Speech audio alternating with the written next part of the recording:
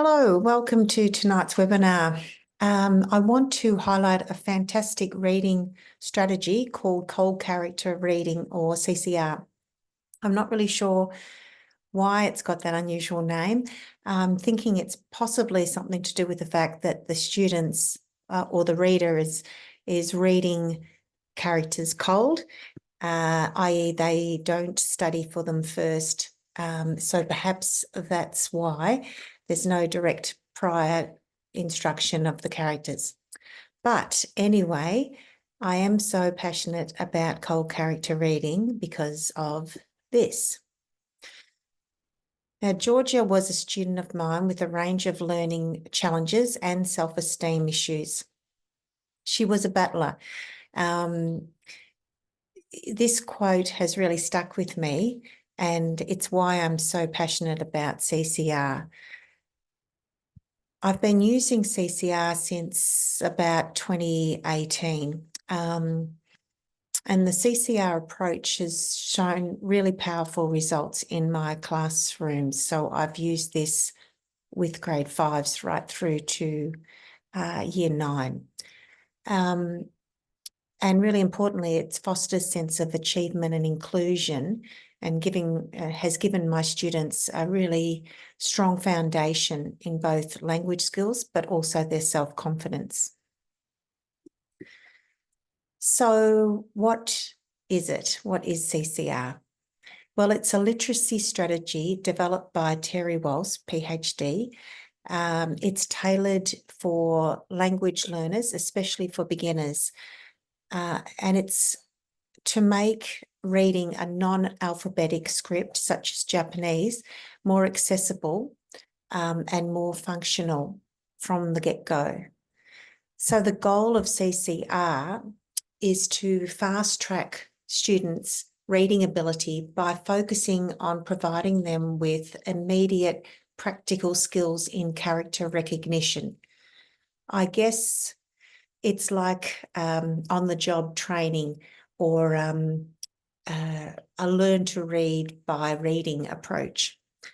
So instead of relying on rote memorization, which some students love, but a lot of students don't, or extended study of the kanji characters before reading, CCR introduces kanji within meaningful, comprehensible contexts, helping students to quickly recognise and use essential characters through high-frequency words and phrases. So in CCR, learners first establish a really strong connection between the sound and the meaning through comprehensible input. Once they've attained automatic auditory comprehension, they know the meaning straight away, they're solid with that, they're introduced to the written text of what they have already comprehended and acquired. So it's known language. They understand the oral input solidly. So then they read along chorally with the teacher until they build up confidence, and then the teacher can pull back.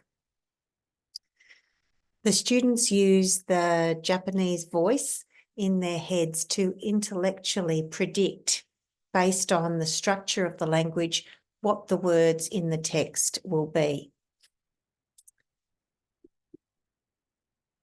With CCR, students are reading regularly, so they have frequent low-stakes exposures to the characters.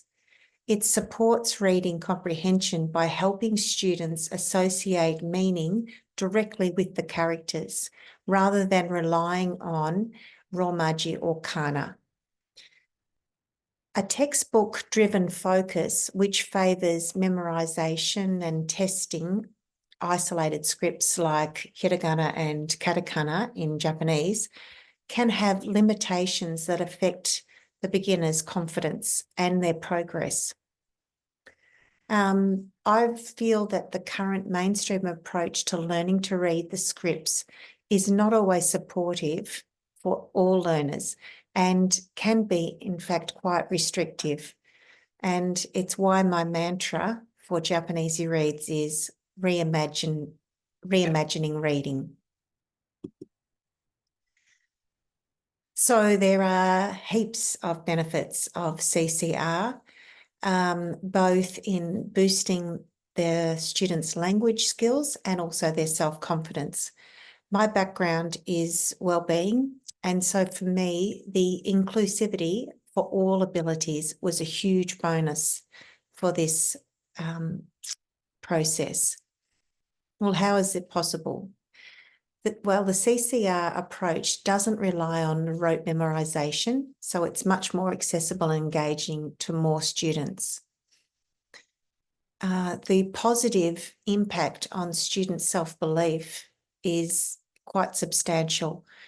And for beginner learners, this is vital if they're going to have a healthy and growth mindset for language learning in Japanese in the future.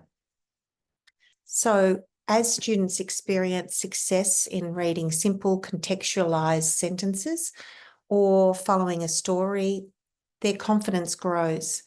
They see themselves as capable language learners, which can be incredibly motivating and inspiring.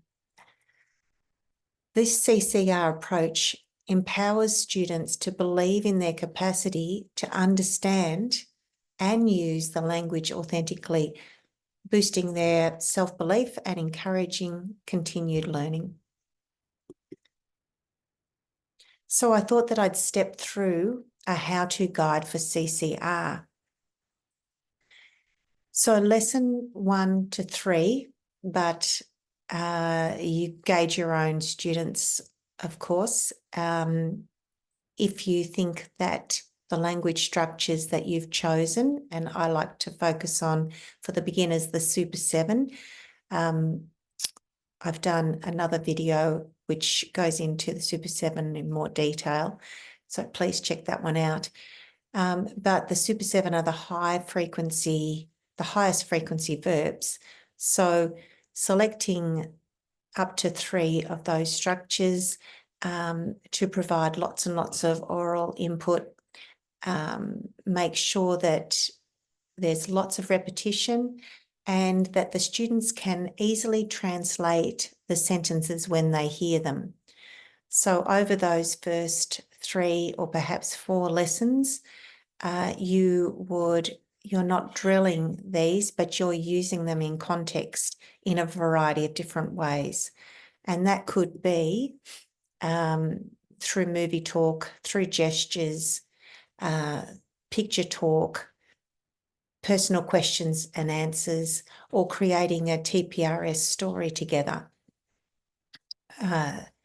There are more ideas of how to provide some oral input for beginners in webinar number 4, how to use a CI reader. So check that out for more details. So after the oral input, and when you know that the class has really got a strong grasp of the language structures that you've been using, then show them the first page of the story. And I would say something like, we're going to read a story now. I'm going to read it in Japanese. It's really cool. I want you to listen and tell me what it means in English. So I'm going to read it to you. And then show the first page. So the idea is to introduce new words and phrases orally and with romaji for the proper non-essential words. So the use of romaji, I could go into a lot of detail with this, but basically for the oral input stage, we don't want any delay of the processing for the students. So we want immediate comprehension and understanding of what is being said. So to scaffold that for the students that are still building on that skill. We use some romaji for the proper nouns, but so that makes the comprehension a lot clearer. When we're reading, though, it is in script, except for, especially for beginners, those proper nouns would remain in English or in romaji. So in this situation, you can see Burgerman des. So when I'm reading it to the students, I would use a pointer, a physical pointer, and I would point to the words as I'm saying them. So on the first page of a super beginner story for the first CCR reading, there would be an illustration to help. There would be some romaji for the proper nouns. There'd be a bit of gap there to show where the words are starting and finishing, and the text would be quite large. As we go along, you'll notice the text does get smaller and the images are less. But to start, we want them to read this and say, whoa, I understood that. I know exactly what that means in English. So I would say, I would read it first, Bargaman des. So we've done lots of work on des, using des and Janai des, so they know what des is. I would ask them to translate. What does that mean? It's Burgerman. Yeah, sugoi, sugoi. Hai, tsugi. Super sushi des. Now, by this stage, you'll have some students that are very ready to jump in and read along with you, and that's great. The others that are not there yet, my expectation is that they are listening and looking with their eyes, so they are still getting that input, even though they're not reading it yet. Super sushi des. Check again for comprehension and for meaning. Yep, okay. Burgerman des, and this is where the prediction comes in. You might like to scaffold it further with a gesture. I use cut gesture like this, and ask for that. Or you might say, what does the cut do? It makes it a question. Yep. Yeah. And you're checking for comprehension as you go. Burgerman janai des. Ramen man des. What does that mean? Okay, quick translation. Burgerman janai des.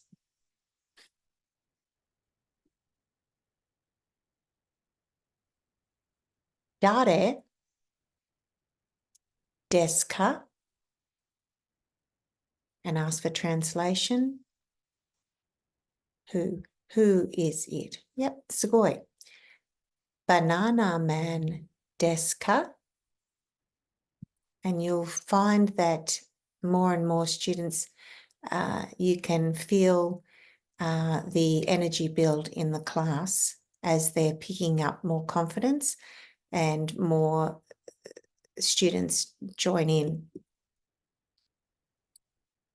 And watashi wa banana man janai desu. Watashi wa pizza man desu.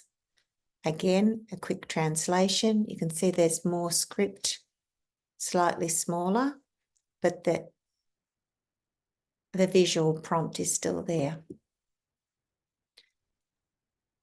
Burgerman wa burger ga, and they ski des. They might need some leading with that one. Ski des, ask for a translation. Hai, so desu. Hai. Super sushi wa nani ga ski desu ka? Again, asking for a translation. You can see that there's repetition of ski desu, janai desu, but it's not predictable. So the students are reading for meaning or listening for meaning. スーパー寿司はチョコレートが好きですか？それとも寿司が好きですか？ Again, check. They might need to know 何ですか？これは何ですか？that's right. Okay, 次。スーパー寿司はチョコレートが好きじゃないです。そしてピザが好きじゃないです。Notice the pace too.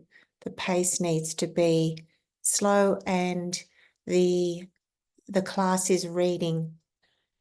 That's why we use the pointer so you can keep everyone together for the choral reading. Burger Man はバーガーが好きです。でも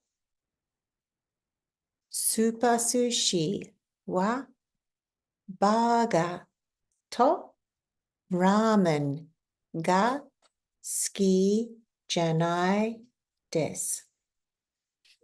Help out with the gestures if you use gestures, or by this stage, they most likely will have built up their confidence to read. Sushi ga ski desu. Daisuki desu. So that would be a sample beginner mini story and CCR reading. As you can see, the CCR readings are written with the purpose of using the language that the students know and know really, really well.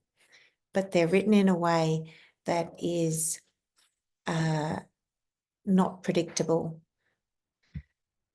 So for that story, these were the target focuses here. And you can see that this can be used for, as I said, I've used this similar story for year 5s and 6s.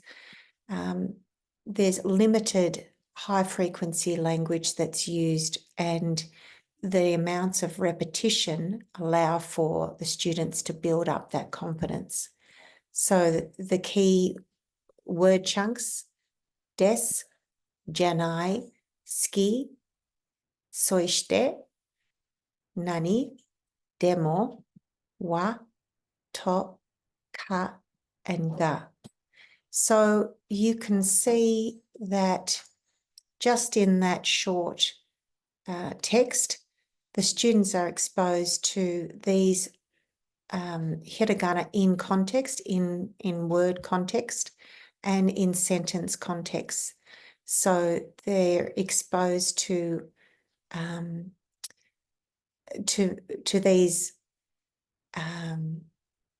many, many times, so that they don't need to memorize these ones before they read it.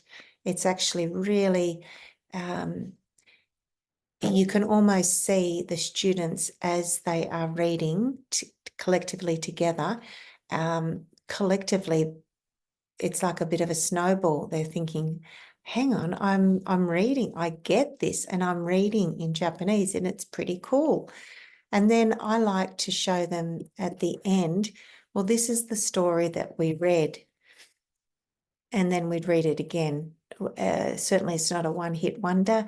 We'd read it again, and perhaps next week I'll do a webinar on the different types of post-reading activities that we can do. There's lots of really good activities that will recycle this language again.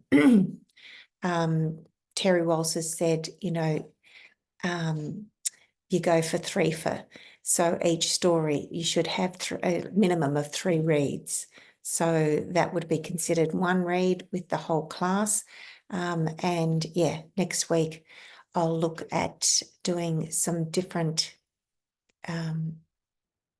activities that you can use for beginners as they become emergent. readers in Japanese. So I really hope that you've enjoyed that that explanation about something that I'm so passionate about. Oh, we have someone here. Tessa, nice to see you.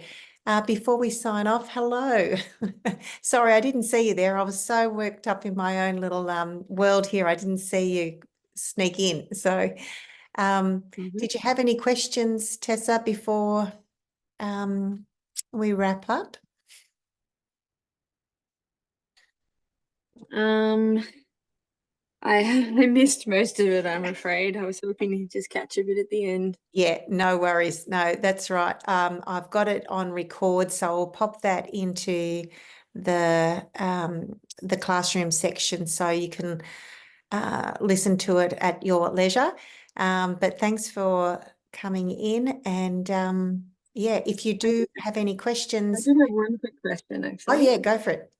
I think you read a post, it was on Facebook, I think, about parallel reading. Yeah. And it was like you were talking about Boris, and you did a parallel reading with Joel or Jake or something. Yes, I think it was Ryan. Was it? Oh, no, being Ryan. I Yeah, don't know. I Yeah. can't remember. There are so many stories. Yeah, but a parallel reading. Yeah. I didn't quite understand what that Yeah. was. Yeah, no worries. I can easily explain that. And actually, this is a really good segue into it, because if we had, for example, just done this cold character reading, so we've done lots of oral input via movie talk, PQ&A, questions, personal questions and answers, or a picture talk. And so we've used this language, and then we've read one of these together collectively.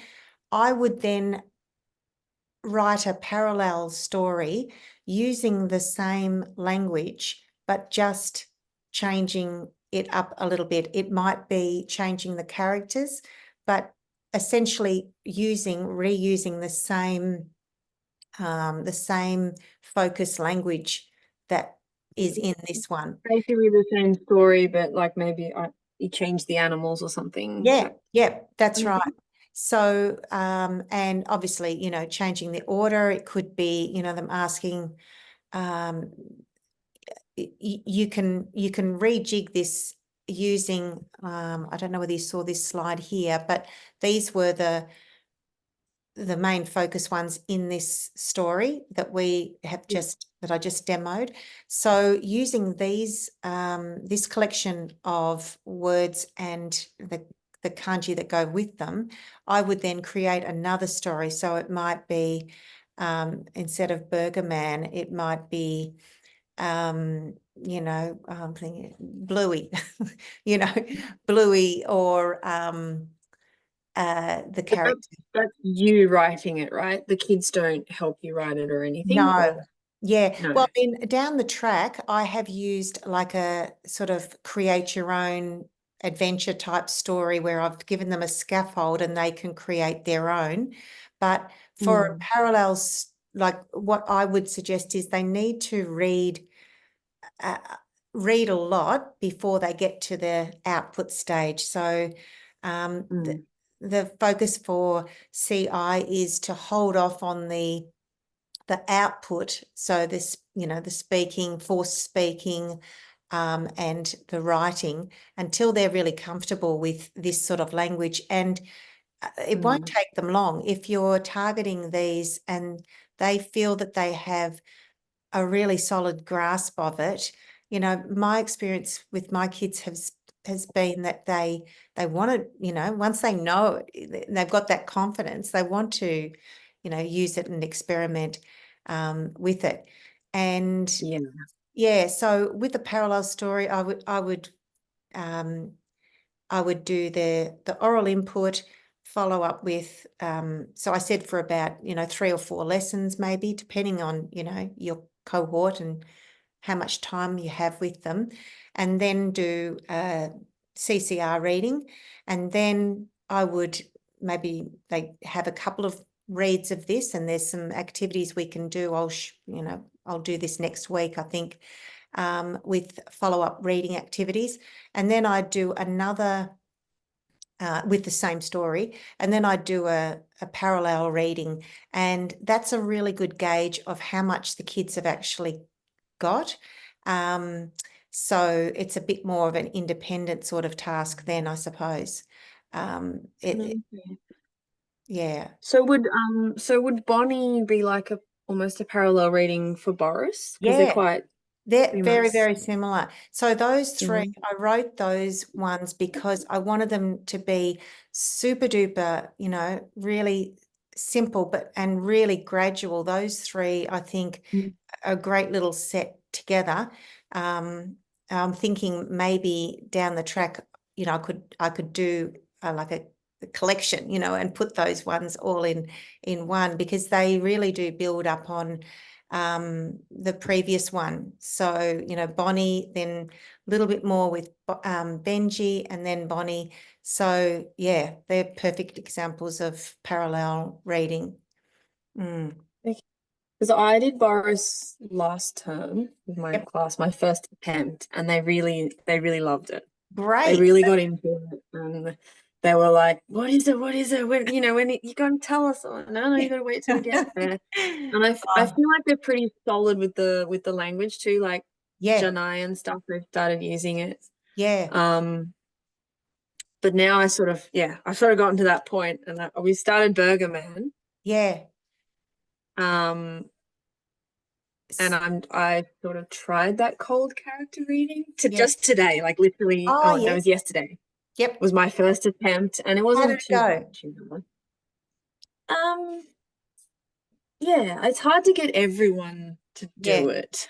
yeah. That's the hardest bit because I've got 32 kids in my year 7 class, so it's a big Wow. class. Yeah, So yeah, yeah, trying to keep everyone on track and focused on it yeah, was probably the hardest bit. yeah. Well, one thing, because I do know, I've got a visual of, my year 7 and 8 class when I had first tried CCR. And one of the things that I would recommend trying, if they're getting a little bit bouncy, is interject the reading with some questions as you go, sort of thing. So I'm trying to think with Bergman, Bergman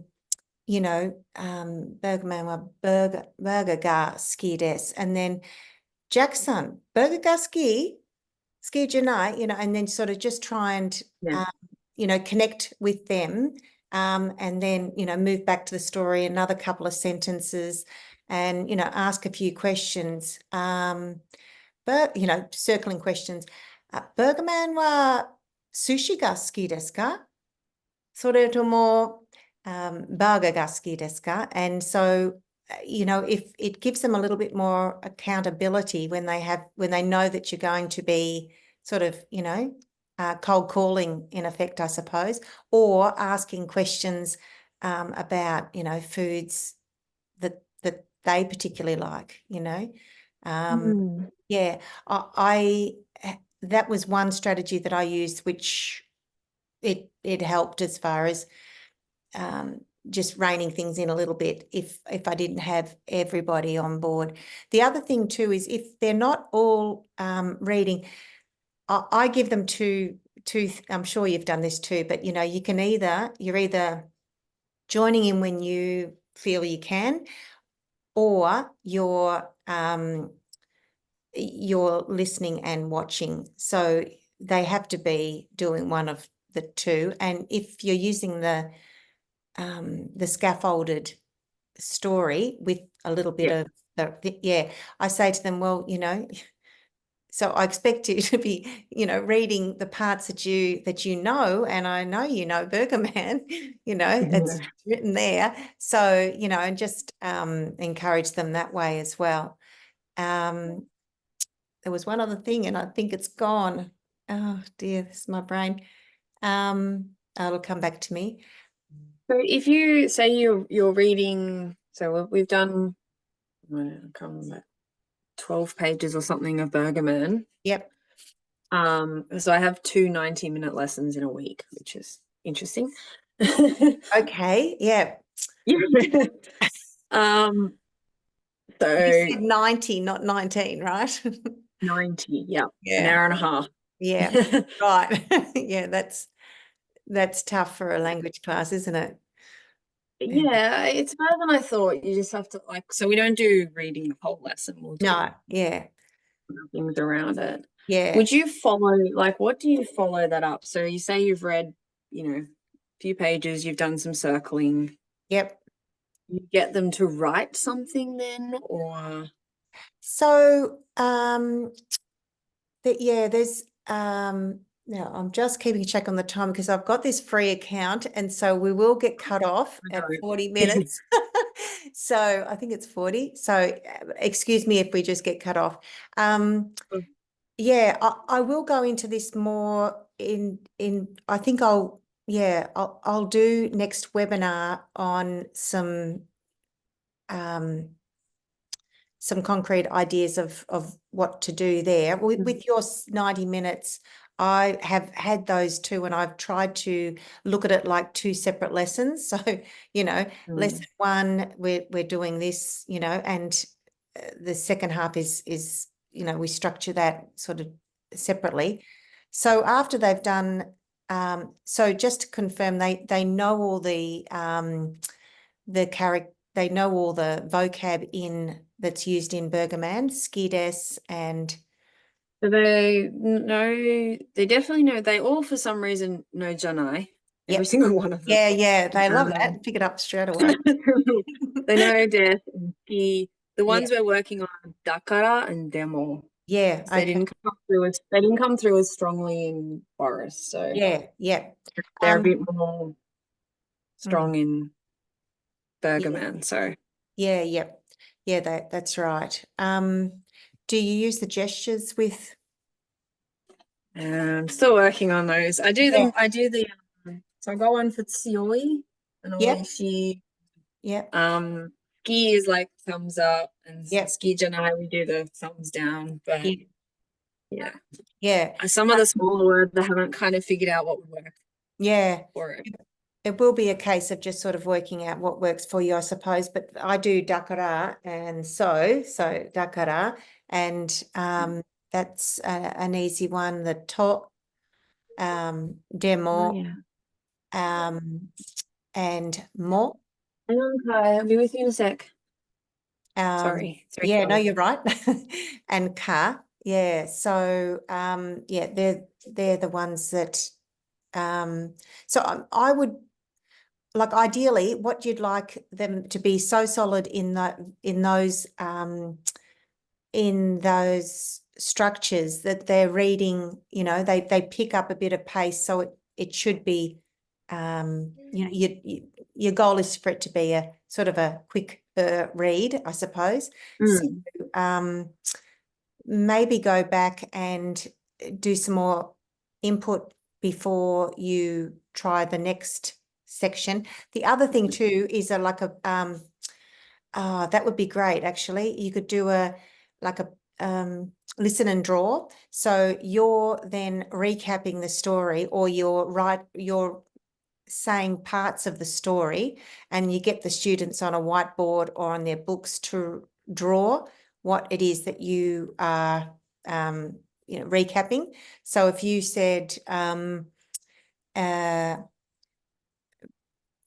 pizza man wa tsuyoku nai desu, and then they would draw, you'd give them a few minutes to draw their picture. Interpretation. Yeah, that's a good fun one, particularly if it's a little bit of a brain break as well too, because they've got something physical that they can do after they've done a fair bit of concentrated reading. So yeah. Um, And I always do, because I sort of took the food aspect of this. So we did I've got some little videos about sushi and some little videos about natto, and we looked at yeah. what breakfast was in Oh, Japan and cool. stuff like Yeah. that. Yeah. Kind of stuff. Yeah, come here. I think we're going to get cut off Yeah, soon no anyway. worries. Tessa, thanks for Thank you very joining. much. Yeah, no worries. Well, we'll see you hopefully at one of the next ones. Yeah, Yeah. I'll try. Yeah. No worries. Thanks, Tessa. See you. Thank you. Bye. Bye.